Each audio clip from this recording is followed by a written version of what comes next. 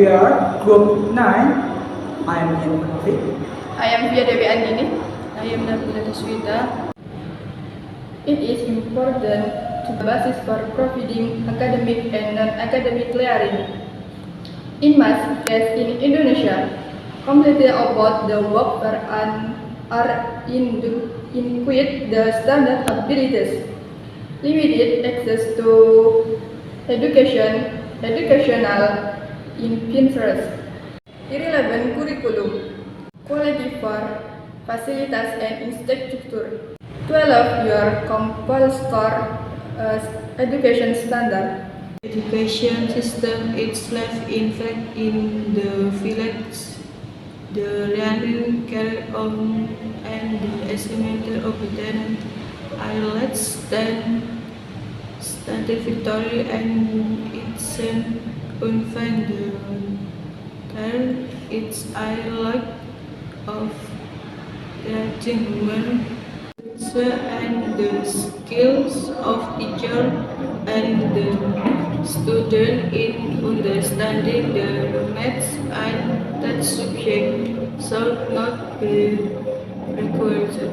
Next, we will interview the following interviewing. Selamat siang, saya Ian Taufik selaku pewawancara hari ini. Langsung saja, saya akan bertanya kepada narasumber pertama kami. Bisa diperkenalkan namanya? Perkenalkan, nama saya Muhammad Zani Baikila. Anda berapa berapa? 11. Jurusan apa? Desain komunikasi visual. Oke, kita mulai dari pertanyaan ketiga. Apa pendapat Anda mengenai sistem pendidikan sekarang?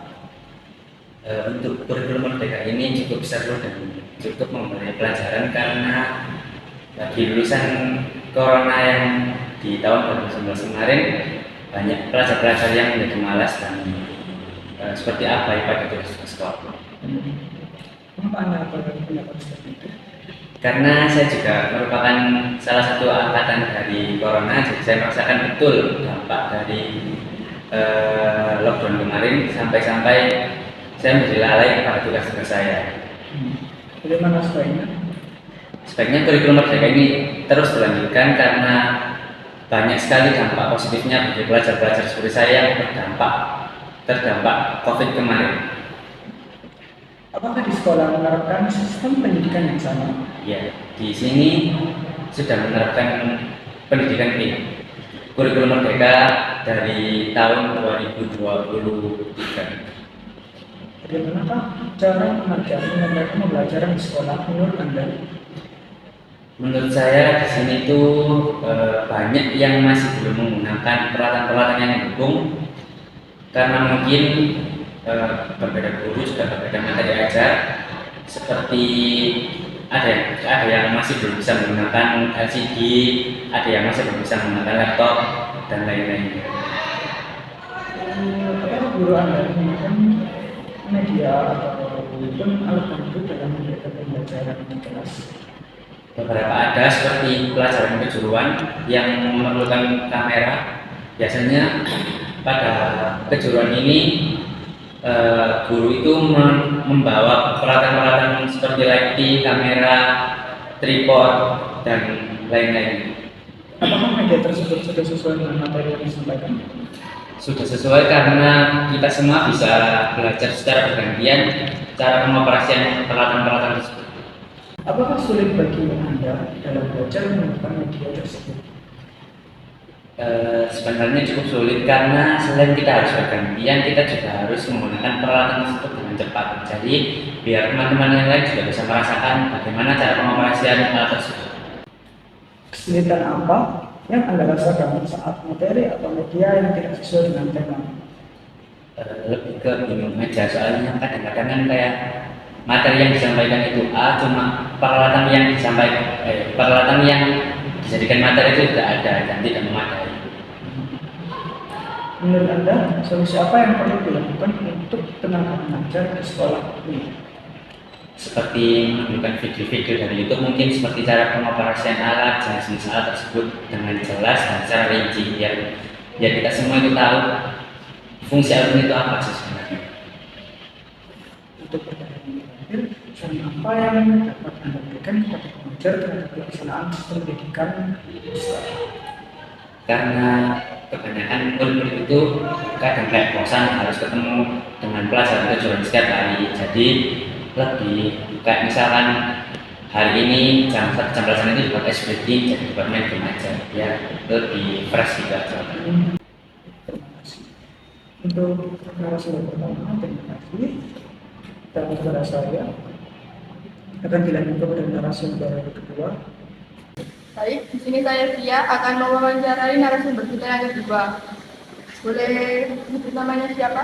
Boleh perkenalkan, nama saya Zara Bunda Saktinya, biasanya dipanggil Dunia. Anda kelas berapa? Kelas 11 SMK. Jurusan apa? Perkantoran. Apa pendapat Anda mengenai sistem pendidikan sekarang? Untuk sistem pendidikan sekarang kurikulum merdeka kan? Apa gimana ya untuk saya sendiri sebagai siswa itu sedikit sulit mengikuti kurikulum merdeka kita. Mengapa Anda berpendapat seperti itu? Karena sangat berbeda sekali dengan kurikulum yang dulu 2013 sama saat itu sangat berbeda. Kurikulum merdeka mengajarkan kita untuk berattitude yang bagus, kemudian dalam waktu pembelajaran kita harus jadi selalu aktif diri. Bagaimana sebaiknya? Mungkin sebaiknya juga kurang tahu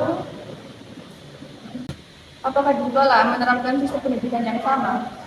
Ya, sama, tapi itu untuk kelas 10 dan kelas 11. Kalau kelas 12-nya menerapkan kurikulum merdeka. Bagaimana cara pengajar menyampaikan pembelajaran di sekolah menurut Anda? Menurut saya, ya, seperti pada umumnya pengajar masuk mengajarkan apa yang ingin diajarkan, kemudian diberikan sedikit apa itu explaining, lalu selesai sudah. Apakah guru Anda menggunakan teknik atau alat bantu dalam memberikan pelajaran di kelas? Ya, tapi tidak selalu, cuma dalam waktu tertentu saja menggunakan. Apakah media tersebut juga memenuhi dengan materi yang disampaikan? Khusus materi mungkin beberapa sudah, karena terkadang untuk alat dan itu tidak tersedia. Apakah sulit bagi Anda dengan belajar menggunakan media atau teknik tersebut? Untuk itu enggak, karena mudah dioperasi. Kesulitan apa yang Anda rasakan saat materi atau media yang tidak sesuai dengan tema? Mungkin mengulang kembali, mengulang. Menurut Anda, solusi apa yang perlu dilakukan untuk tenaga pengajar di sekolah Anda? Mungkin hanya beberapa yang bisa saya berikan, terutama untuk misalnya tenaga pengajar di sekolah itu sering bercerita hanya, tapi tidak sesuai dengan materi yang diajarkan. Itu mohon kurangi dan fokus kepada pembelajaran yang diberikan untuk kita para siswa. Saran apa yang dapat Anda berikan kepada pelajar terhadap pelaksanaan sistem pendidikan sekolah? Untuk saya, saran saya kepada pelajar sama seperti saya, mungkin kita harus lebih mudah beradaptasi, menerima apa yang diberikan dan mencoba mengembangkan bakat yang kita punya. Terima kasih.